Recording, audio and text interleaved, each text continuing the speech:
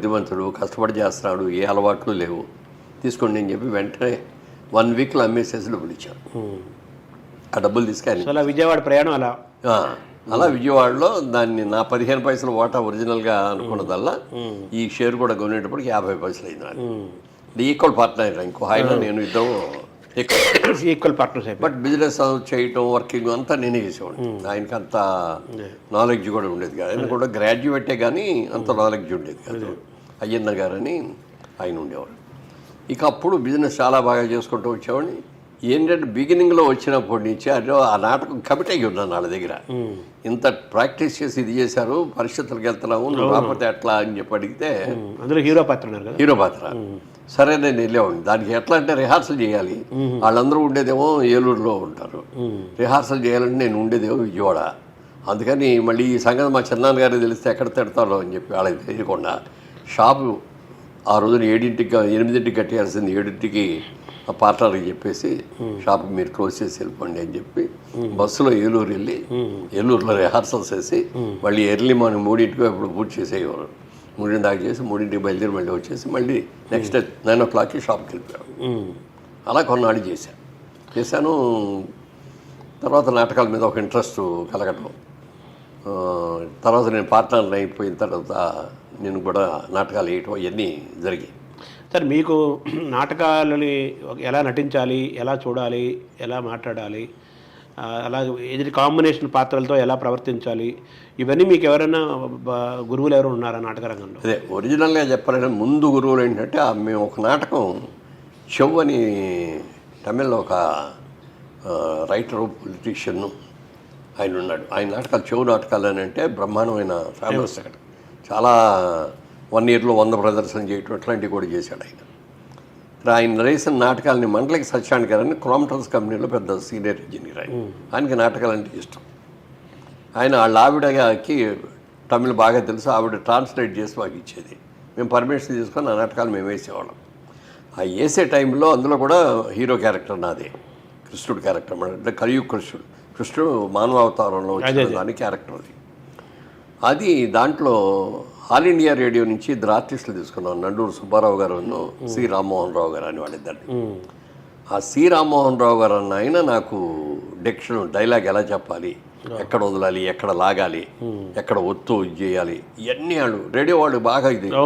నేను అప్పుడు కొద్దిగా రేడియో నాటకాలు కూడా వేసేవాడిని. సో ఇవన్నీ కూడా ఇక్కడ వాళ్ళ దగ్గర నుంచి డైలాగ్ ఎలా చెప్పాలి ఇది అనేది వాళ్ళ దగ్గర నేర్చుకున్నా. తర్వాత విన్నపకోట రావణ పంతులు గారు, ఆయన కూడా దాంట్లో ఒక క్యారెక్టర్ చేసేవారు.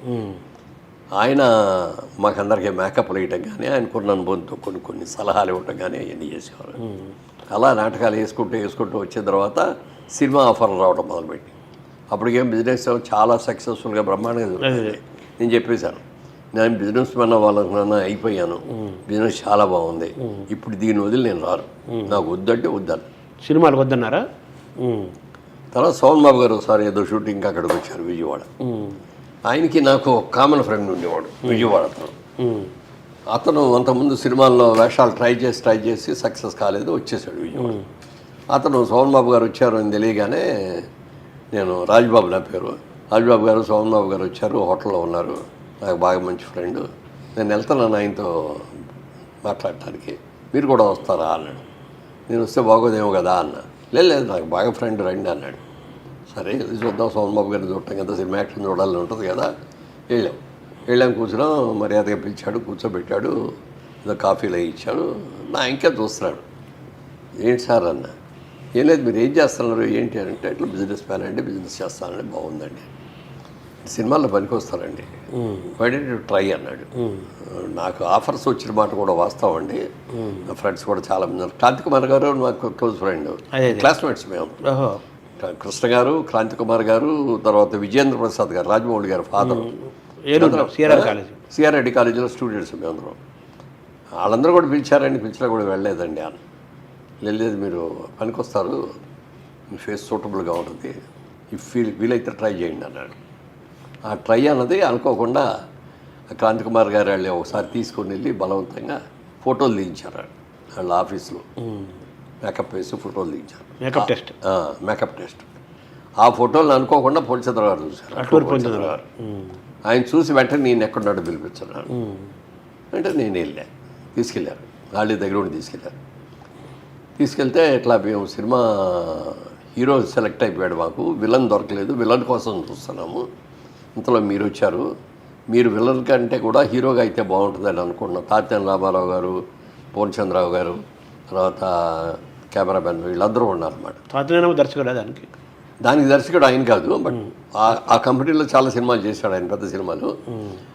దాంతో ఆయన కూడా కూర్చోడు, కన్నప్ప గారు అని కెమెరామెన్, వీళ్ళందరూ కలిసి కూర్చొని ఇట్లాగే టేబుల్ మీద కూర్చున్నారు, ఫోటోలు అన్నీ ఇట్లా పెట్టుకున్నాను. నేను వెళ్ళిన తర్వాత చూసి నాటక అనుభవం ఉందా అన్నారు.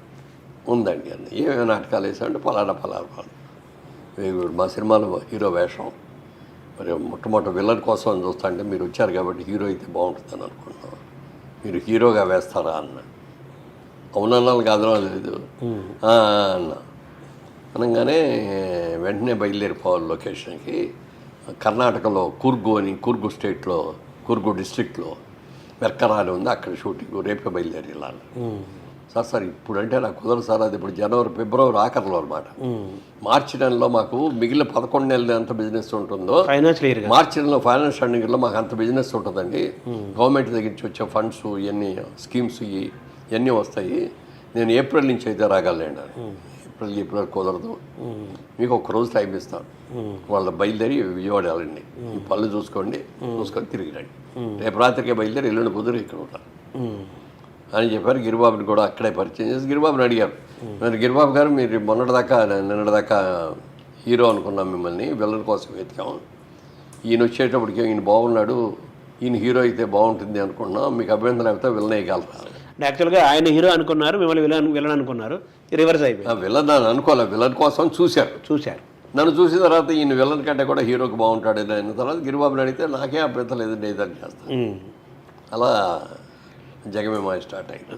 అంటే మామూలుగా మీకు శోభన్ బాబు మీ జీవితంలో చాలా ముఖ్యమైన వ్యక్తిగా ఇప్పుడు మరోసారి ఇంకా పవర్ఫుల్గా అనిపిస్తుంది. అంటే మీరు రియల్ ఎస్టేట్ చేయాలి, భూమి మీద డబ్బులు ఇన్వెస్ట్ చేయాలి, చాలా బాగుంటుంది అని చెప్పి ఈరోజు ఈ జైభేరి అనేది రియల్ ఎస్టేట్లో మీరు ఇంత పేరు తెచ్చుకోవడానికి, ఇంత సంపాదించడానికి కారణం శోభన్ బాబు ఎలా మూలమయ్యారో, సినిమాల్లోకి రావడానికి కూడా శోభన్ బాబు ఆయన కూడా ఇండైరెక్ట్గా ఆయనకి ఇన్స్పిరేషన్ పనిచేసింది. దాని తర్వాత ఏమైందంటే క్రాంతి కుమార్ గారు వాళ్ళు శారదా అనే సినిమా తీశారు. అవును, విశ్వనాథ్ గారు డైరెక్టర్, శోభన్ బాబు గారు శారదా ఇద్దరు హీరోయిన్స్. సత్యనారాయణ గారిదేమో ఒక బ్రదర్ క్యారెక్టర్, చాలా అప్పుడు దాకా విలన్గా అయిన పెద్ద సెంటిమెంటల్ క్యారెక్టరు. ఆ షూటింగ్ రాజమండ్రిలో జరిగేది. ఈ అందరం మేము ఫ్రెండ్స్ అవటం మూలంగా ఏంటంటే రామయ్య షూటింగ్ శనివారంలో వద్దురుగానంటే, శనివారం మాకు సెలవు ఉండదండి, శనివారం సాయంత్రం బయలుదేరి వస్తాను, ఆదివారం అంతా అక్కడ ఉండి మరి సోమవారం ఎర్లీ మార్నింగ్ వెళ్ళిపోతానండి అని అట్లా వెళ్ళారు. ఒక నెల రోజులు షూటింగ్ ఉంటే 4 వారాలు కూడా వెళ్ళాం. అప్పుడు ఇంకా బాగా పరిచయం శారదా సినిమా మూలంగా.